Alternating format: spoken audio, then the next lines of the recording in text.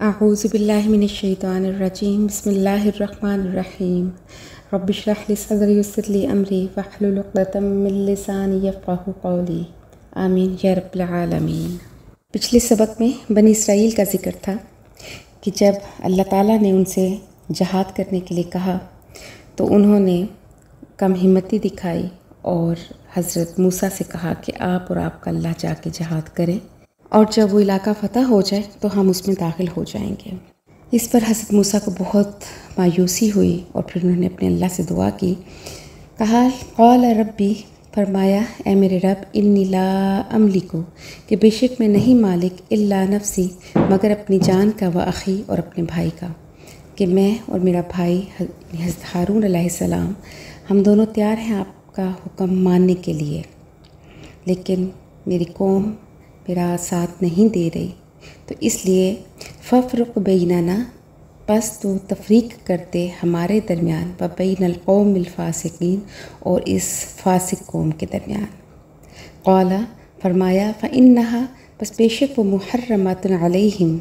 کہ تحقیق وہ ارض مقدسہ جو تھی حرام کر دی گئی ان پر، 40 سنہ، 40 سال کے لیے، یتیہون، اور وہ حیران پھرتے تھے فی الارض، زمین میں، فلا تأسا، پس تو نہ افسوس کرنا، علی القوم الفاسقین، اس نافرمان قوم پر، کہ ان کو پھر یہ سزا دی گئی کہ ان کو وادی طیہ میں 40 سال کے لیے محصور کر دیا گیا، کہ وہ صبح واپسی کے لیے سفر اختیار کرتے، جب شام ہوتی تو وہ وہیں پہنچے ہوتے تھے جہاں سے انہوں نے سفر شروع کیا ہوتا تھا، اور اسی طرح 40 سال گزر گئے۔ اس 40 سال میں وہ جو نسل جس نے فرعون کی غلامی میں زندگی گزاری تھی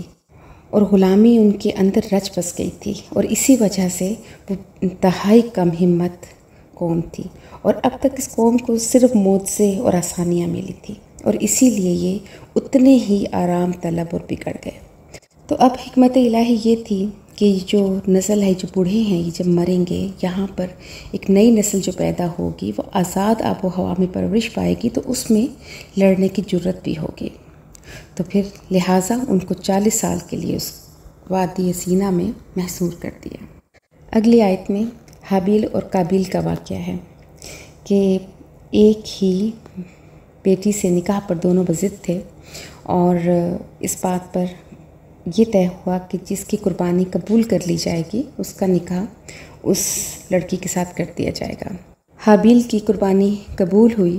اور قابیل نے اس بات کو نہیں مانا اور اس کو قتل کر دیا۔ اب اس میں واقعہ تو حابیل اور قابیل کا ہے، لیکن بیان کرنا یہ مقصود ہے کہ قتل ناحق، چوری، ڈاکہ، اس سلسلے میں ہماری شریعت کیا احکام دیتی ہے۔ فرمایا وَاتْلُ عَلَيْهِمْ، آپ صلی اللہ علیہ وآلہ وسلم پڑھیں ان کے سامنے، نبأ ابنی آدم بالحق، آدم کے 2 بیٹوں کی خبر جو بالکل سچ ہے، اذ قربا قربانا، کہ جب دونوں نے قربانی دی، قربانی کرنا، فتقبل من احدہما، پس قبول کر لی گئی ان میں سے ایک کی، ولم یتقبل من الآخر، اور نہ قبول کی گئی دوسرے سے، قال، تو اس نے کہا لأقتلنک، کہ البتہ میں تجھے ضرور قتل کروں گا، قال، پہلے نے کہا انما یتقبل اللہ، کہ پختہ بات ہے کہ قبول کرتا ہے اللہ، من المتقین، پرہیزگاروں سے، لئن بسطت، اگر بڑھایا تو نے، الیہ یدک، میری طرف اپنا ہاتھ، لتقتلنی، تاکہ تو مجھے قتل کرتے، ما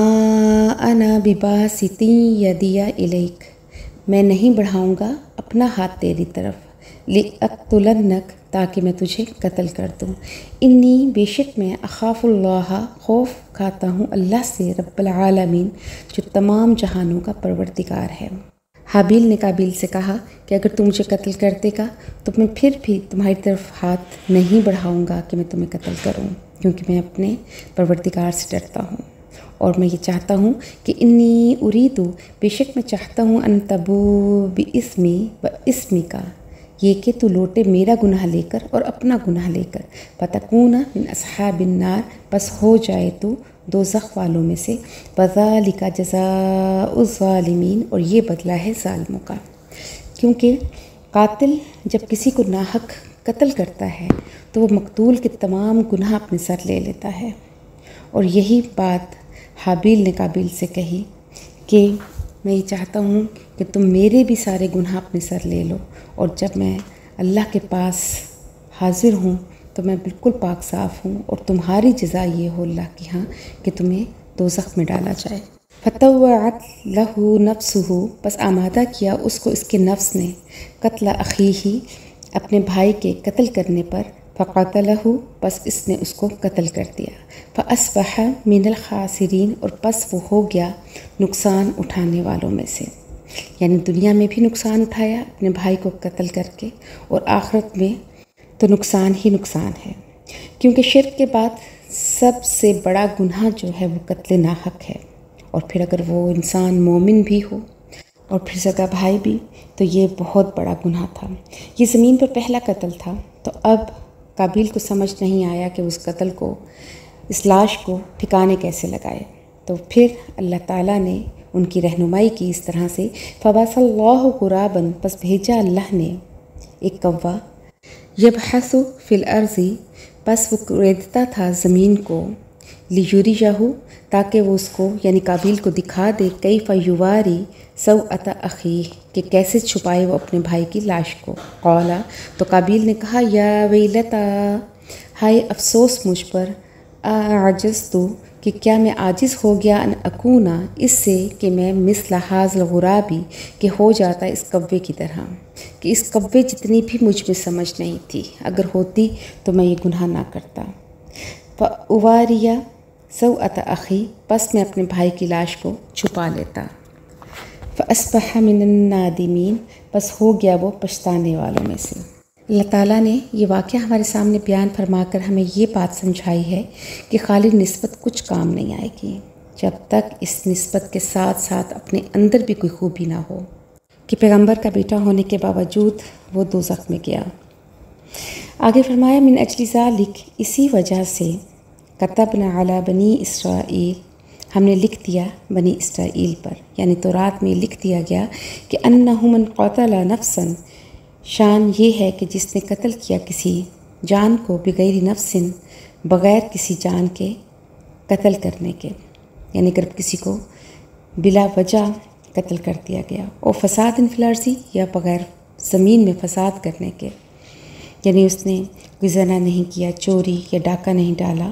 کوئی فساد نہیں زمین میں ڈالا، بے گناہ اگر کسی کو قتل کیا، تو فکأنما، بس گویا کہ اس نے قتل الناس جمیعا، اس نے قتل کر دیا سب انسانوں کو۔ ومن احیاہا، اور جس نے زندہ رکھا ایک جان کو، فکأنما، بس گویا کہ اس نے احیا الناس جمیعا،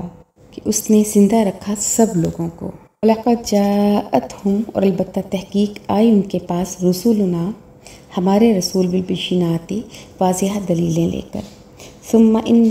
پھر بے شک کثیرا منہم، ان میں سے بہت سے، بعد ذالک، اس کے بعد، فی الارض، زمین میں، لمسرفون، البتہ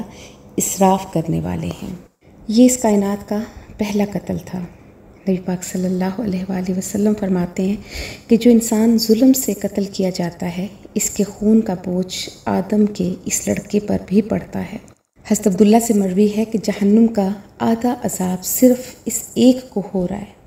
کہ سب سے بڑا عذاب یہی ہے کہ زمین کے ہر قتل کے گناہ کا حصہ اس کے ذمہ ہے۔ علامہ ابن کثیر کہتے ہیں کہ حدیث شریف میں ہے کہ نبی صلی اللہ علیہ وسلم فرماتے ہیں کہ جتنے گناہ اس لائق ہیں کہ بہت جلد ان کی سزا دنیا میں بھی دی جائے اور پھر آخرت کے زبردست عذاب باقی رہیں،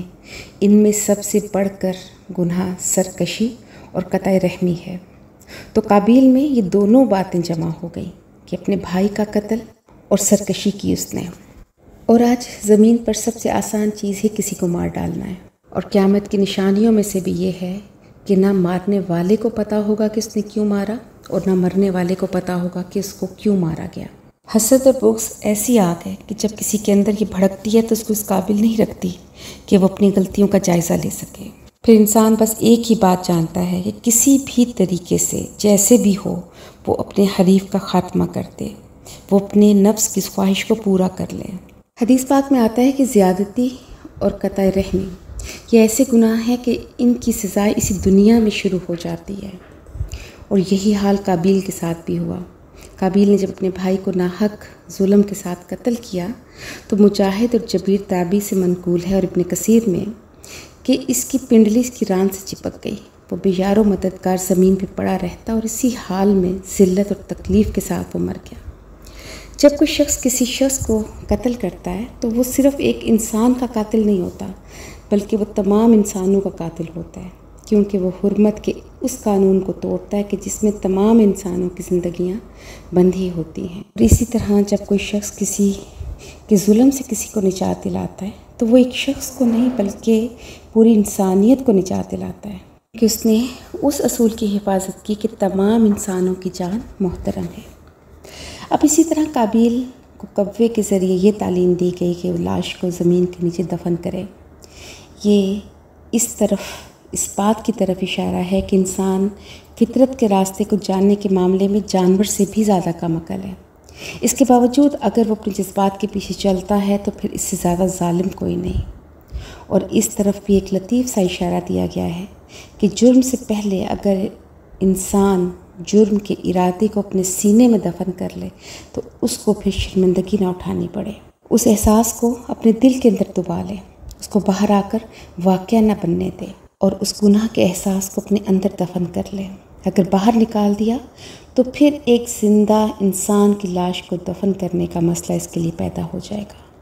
جو دفن ہو کر بھی خدا کے یہاں دفن نہیں ہوتا، جس کی سزا دنیا میں بھی ہے اور آخرت میں بھی ہے۔ اللہ پاک ہمیں دین کو، قرآن کو صحیح طرح سے سمجھنے کی اور اس پر عمل کرنے کی توفیق عطا فرمائے۔ وآخر دعوانا ان الحمد للہ رب العالمین۔